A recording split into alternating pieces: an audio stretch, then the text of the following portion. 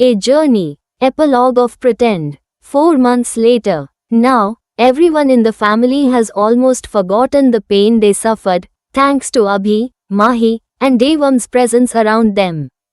Abhi is still the same, ever obedient, always respectful to his parents and elders. Mahi is as mischievous as ever, and Devam is no less. He competes with her in every naughty act. Devam is 11 months old now. He is trying to walk on his tiny feet, wobbling here and there, but so far, the only sound he makes is ah. Mere. Devam is quite dangerous now. I think you should shift to the ground floor, Geet said with concern. I think you're right, Geet, Mere nodded. By the way, Geet, what were you doing here last time when you found him? Mere asked. I had just come to get water, and saw Devam crying, Geet replied gently. And you didn't even realize your son had left the room? She asked innocently, causing Mere to turn red with embarrassment. Whoa, Bhabhi, we waste so much energy working that we sleep really tight. Dev tried to justify. Yeah, I understand, Dev, Geet replied with a teasing smirk, watching him rub his neck in embarrassment. Thanks to my sweetheart Mishti, otherwise, who knows when we would have realized Devam was missing, Maan said while kissing Geet on her cheek. Geet smiled and served him breakfast. Like you thanked her, bro, though, I have no issues doing that either, Dev said with a smirk, moving closer to her. But his smirk vanished when he saw both his wife and brother shooting him the I will kill you look. I was just teasing, Dev mumbled quickly. The entire family burst into laughter at the morning's entertainment. Annie and Arjun had gotten married just 2 months ago and were now enjoying their newlywed life. They had just returned from their long honeymoon a month ago. Scene shift. Anupama and Geet now handle the family business, with full support from everyone. Anupama had wanted to divide everything equally between Abhi and Mahi, but Maan and Geet had lovingly refused. They said this property was the only thing left of Meet and Ali, and it rightfully belonged to Abhi. The family wholeheartedly supported this decision. Maan now works from home as he had once promised Abhi. He wanted to remove every inch of insecurity from his innocent heart.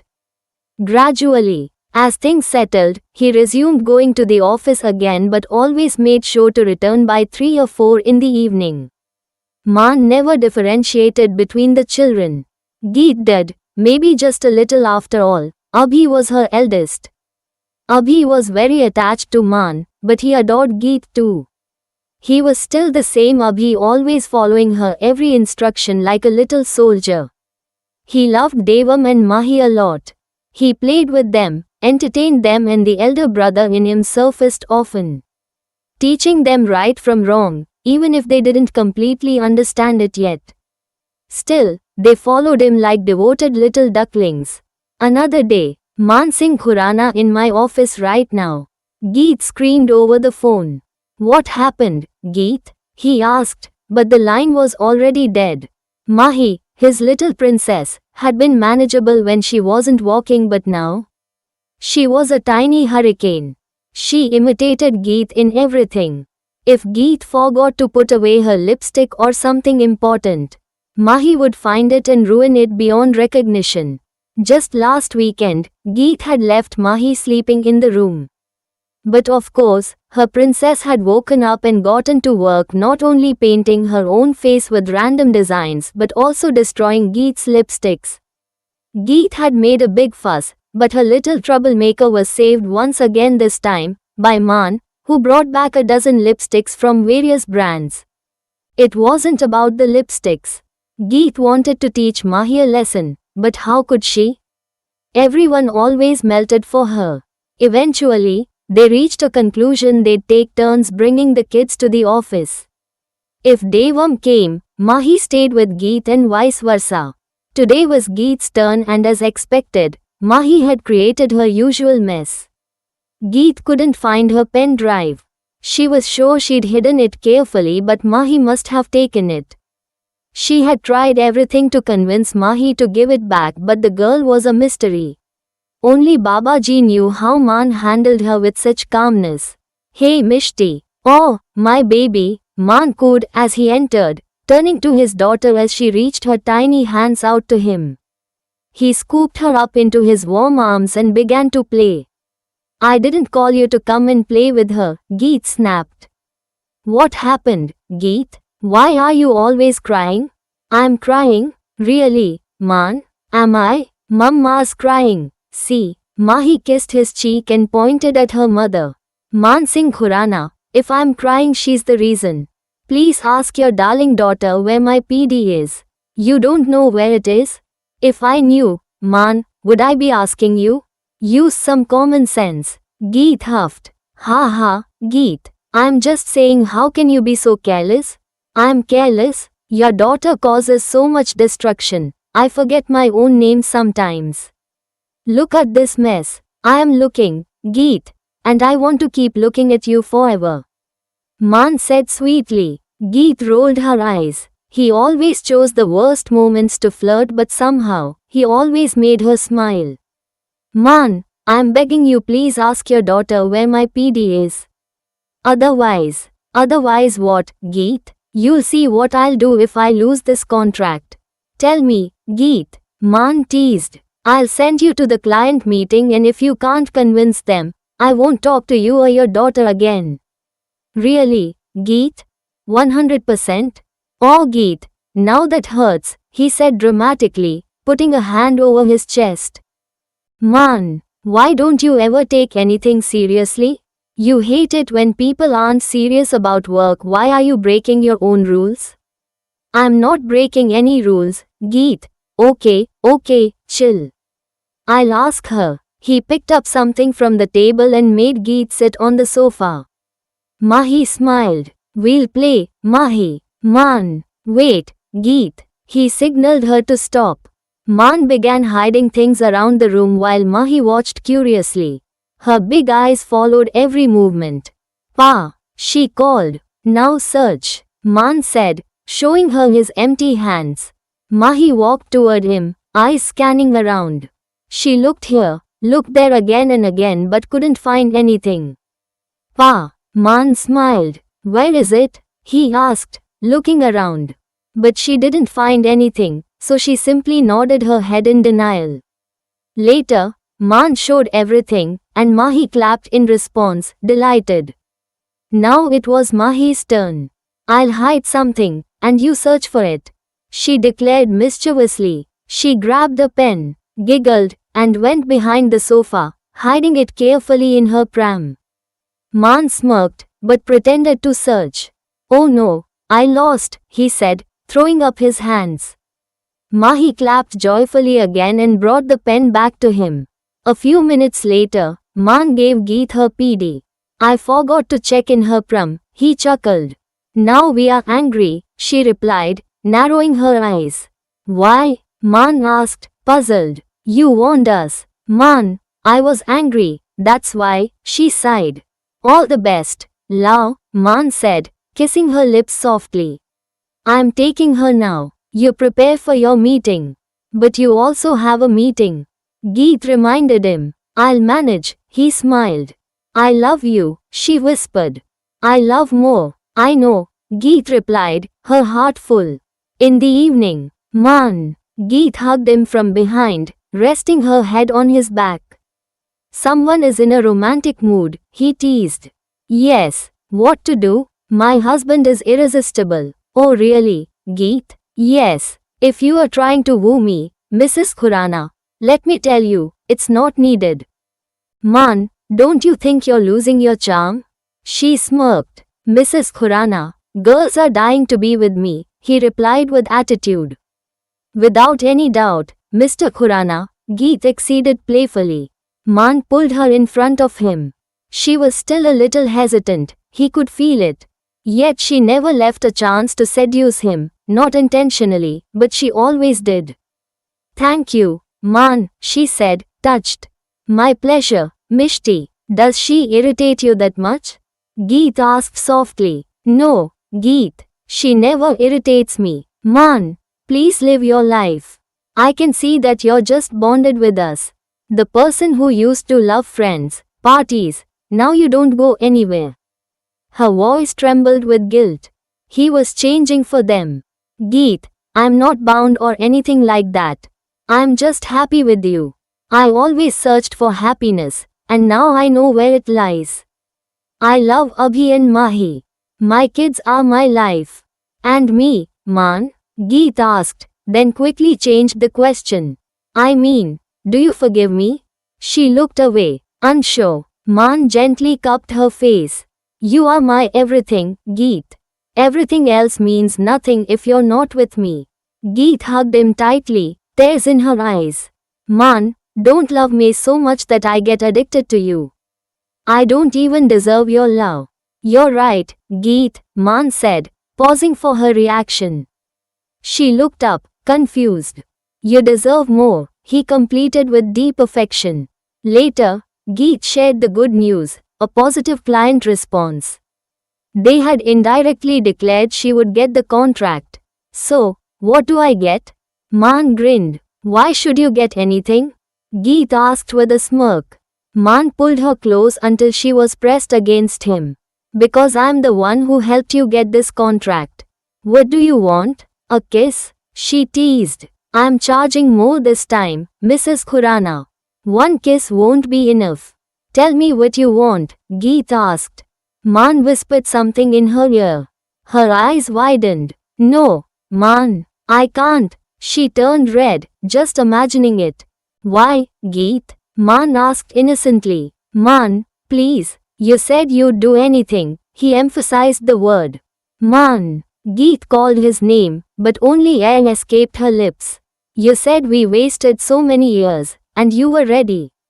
Yes, Maan, I am, but not in that dress. That's not even called a dress. There's no difference if you wear it or not. And on top of that, you are asking me to do a pole dance in that D, not piece. I always fantasized about you doing that, please? He pleaded. Maan, I know you're a pervert, but I'm not doing that perverted act. I just asked you to dance. Pole dance. Same thing. There's a huge difference. Geet, please. Good night, Maan. Geet huffed and left, her cheeks glowing red. She was blushing so hard just from his perverted thoughts. Babaji, she whispered, shivering. A few days later, Maan, I don't see Abhi at home. Geet, don't worry. He went to Kia's house, don't you remember last time? He went straight from school and forgot to inform us. Maan, I asked her mother. He's not there. His cabbie said he went with his guardian. Doesn't he know us? He was informed by school. How could they be so careless? I won't spare them, Maan said, his voice rising in anger. Maan, my Abhi, Geet sobbed. I searched everywhere near our home but... Okay, let me check first, okay?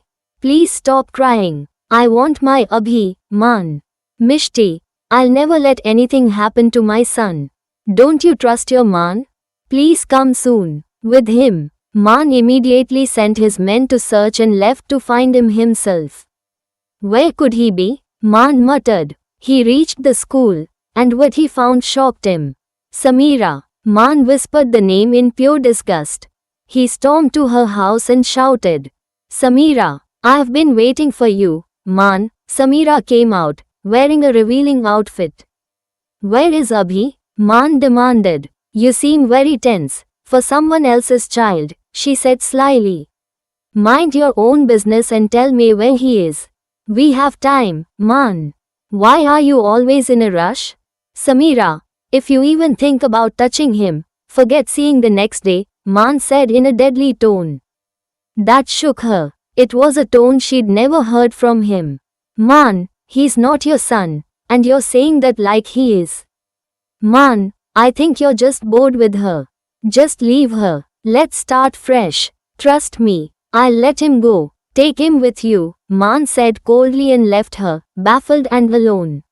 You can't make an idiot understand, and Samira was one. She tried before too, when Geet wasn't around. Now again, she was using his son in her dirty game. But this time, Maan would play the same game. And she would lose. Prema came with Abhi, who was already asleep by then. Maan informed her about everything that had happened, and about Samira's disgusting words. Prema lost her mind at the revelation.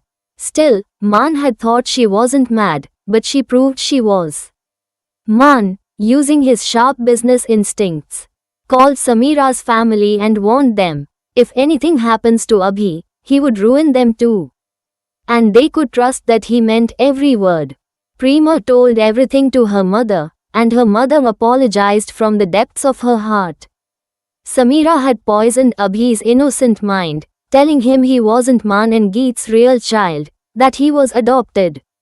Abhi went with her, and the other child cried a lot too. Prema scolded her for her childish and cruel behavior. She even gave her a tight slap. Today, she said, I literally thank Babaji for not giving her as my daughter-in-law. Abhi, Mom, Geet was shocked to see them together, and then Maan walked in behind them. Maan, what happened? She asked in alarm. They told her everything. Her heart burned with rage. She truly wanted to murder Samira. Geet longed to hug her baby boy, but he was sleeping, worn out after facing the worst day of his life, so she let it go. Maan carried Abhi to their room and gently laid him down in the center of their bed. Geet dropped a soft kiss on his forehead. Maan, what will we do? My baby is facing so much, and I wasn't even aware, Geet whispered, tears brimming in her eyes. It's not your fault, Geet, Maan replied softly. Maan is right, Geet, Prema added. We have to tell him, or else it will hurt him even more. Mama, he's only 5. Geet's voice trembled. Geet, one day or another, we will have to tell him the truth. Her mother said, I choose another day, Mama, Maan said firmly. But Mama, we don't have to share anything with him until he is old enough to understand it, he said. I'm with Maan, Prema nodded. The next day, Maan and Geet, with Meera's help, proved to Abhi that he was their son. Somehow, Abhi trusted them, and he asked for forgiveness. Never ever believe what others say, Abhi. If you leave your mama can't survive, Geet said, holding back her tears. Mama is right, Abhi. What would we do without you? And who would teach good habits to Mahi and Devam? Maan smiled through the pain. I'm so sorry, Dad, Abhi whispered. Don't be, we love you, Maan said as he hugged him tightly. A few days passed, and Abhi's insecurity slowly faded. Maan and Geet knew that Abhi was the invisible thread connecting their souls, bringing them closer each day. Dadi, Amar, Prema, Dev, Annie, and Meera gave him their undivided attention, helping him forget Samira's cruel words. A few days later, you can do this, Geet, she whispered to herself in the mirror, trying to calm her nerves. She wore a dress that barely qualified as one, but tonight wasn't about the dress. It was about surrendering, about taking the step she had hesitated on for so long. She had decorated the room with the musk of red roses, their fragrance heavy with the promise of love. Candles flickered, casting warm golden glows. Maan had always made her feel comfortable with his presence. He never forced anything, only flirted and left her blushing and flustered. Tonight, Abhi and Mahi were sleeping with their big Dadi. Geet had asked for Dadi's Ma's help, and the elderly woman had gladly agreed. When Maan entered the room, he paused, overwhelmed. The room was filled with candles, rose aroma, heart-shaped balloons, and her enchanting scent lingering in the air. He knew where she was, as he heard soft sounds from the washroom.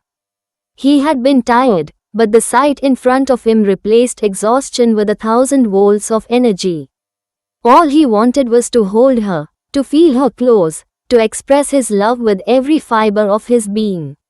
But he held himself back. She was hesitant. She always enjoyed his flirting, but he knew she still had walls up.